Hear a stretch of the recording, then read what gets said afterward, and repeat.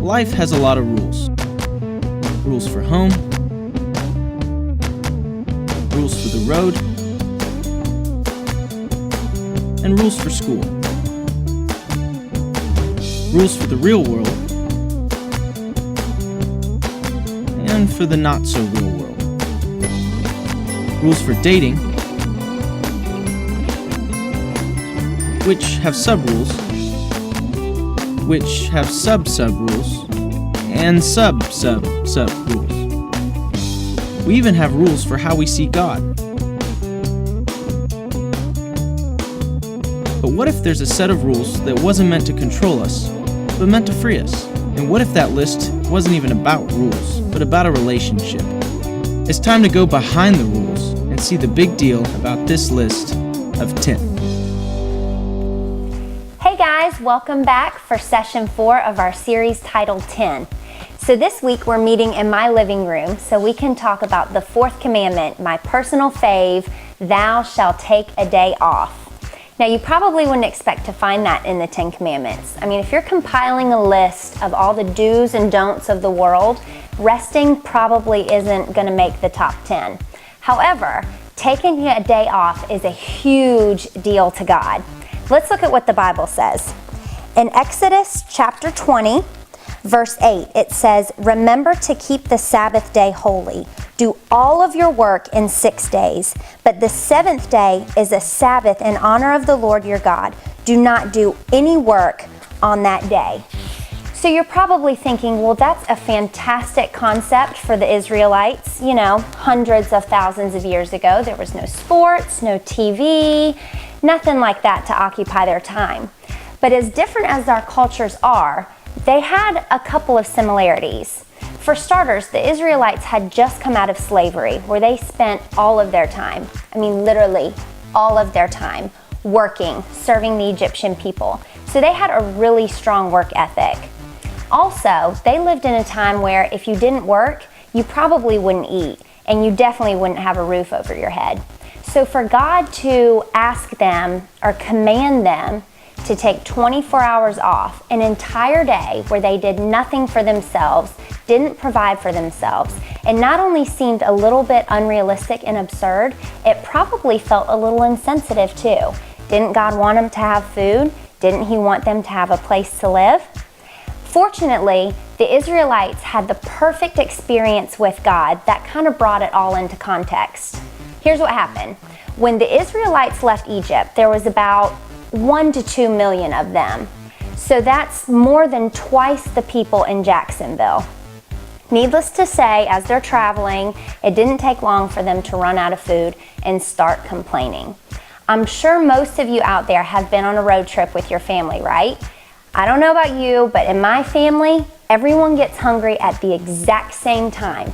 At that point in the trip where we're in the middle of nowhere and the closest place to eat is like 100 miles away.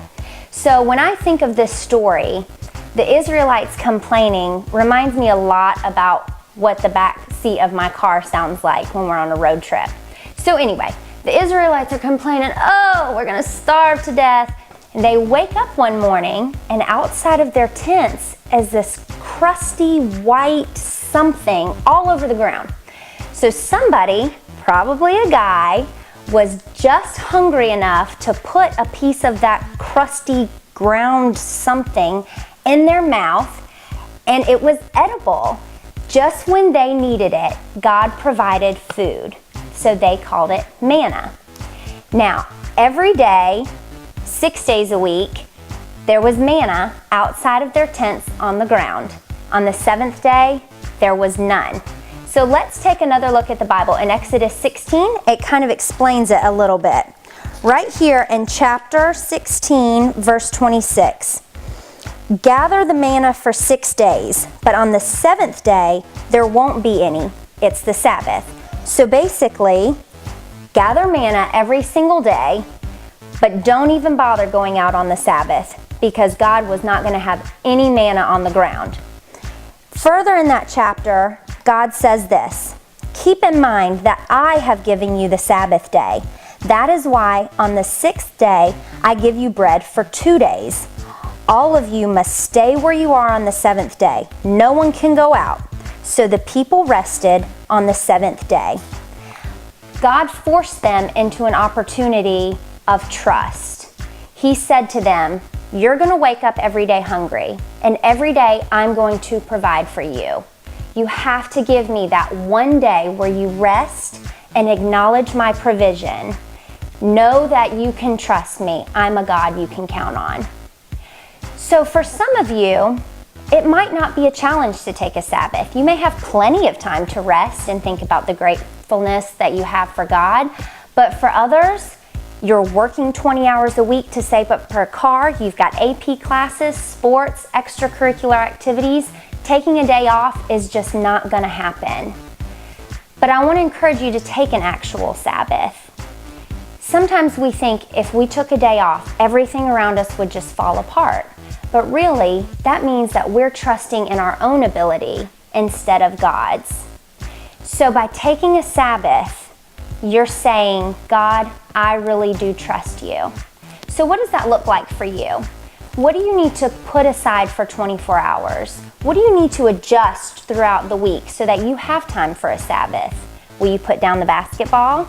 Will you turn off social media?